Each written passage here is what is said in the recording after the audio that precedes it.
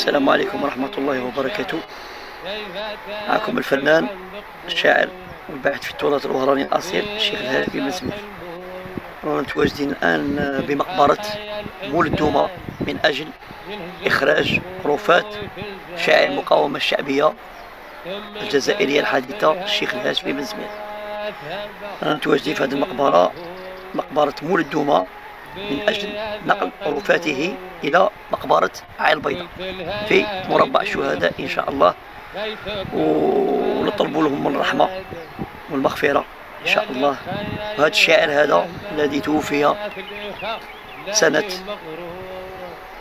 1939 22 جوان 1939 ودفن في هذه المقبرة. وهذه المقبرة أصلا قصيدة بيد قلمور كتبت بهذه المقبرة، كتبها الشيخ في هذه المقبرة، حيث رأى امرأة تبكي عند قبر أخيها فتأثر الشاعر. قصة طويلة، تأثر الشاعر كتب هذه القصيدة في هذه المقبرة مولد دوما. وبعد 84 سنة سوف ينقل رفاته إلى مربع الشهداء بمقبرة عين البيضاء.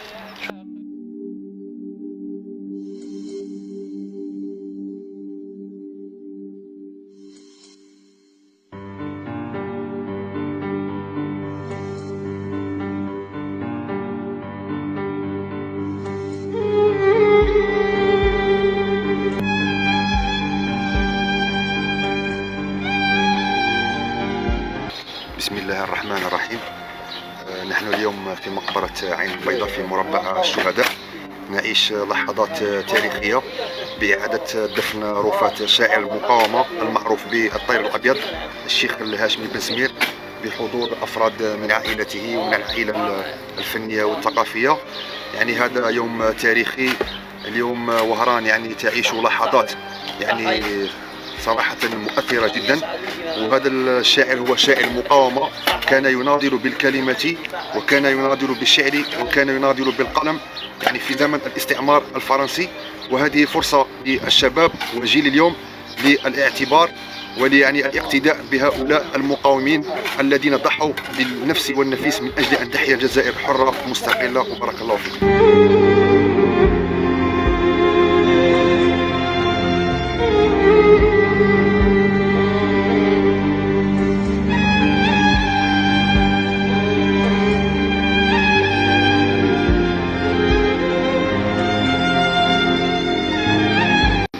بعد بسم الله الرحمن الرحيم، الصلاة والسلام على أشرف خاتم الأنبياء المرسلين. ها هي اليوم مدينة وهران، اليوم في أجواء، وهذا تقليدا وتكريما وترحما على روح الفقيد المرحوم الشاعر الشعبي الهاشمي بن سمير رحمه الله وطيب الله ثاره. عسى نقول في حضرة هذا الفقيد التي ترك بصمة، وهو يحاول قدر المستطاع أثناء فترة يعني قرن بداية 19 وين كان واكب أثناء الاستعمار الغاشم، وهو يسلط الأضواء، يعني يحارب بقلمه، يحاول إثراء الساحة الأدبية والثقافية في تلك الفترة، وهذا من باب الوطنية وتسليط الأضواء.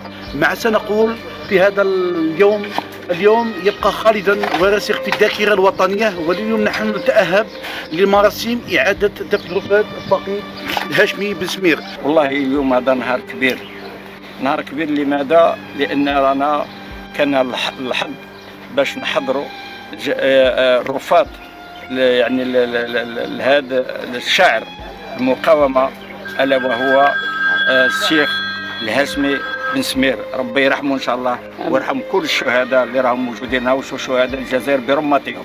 على كل السيد هذا خلى بصمات نتاوعه، خلى بصمات تاعو، راهم الكناديس تاعنا راهم كاع راهم يردوا القصايد نتاوعها، منها حفيظوا الهاشمي بن سمير.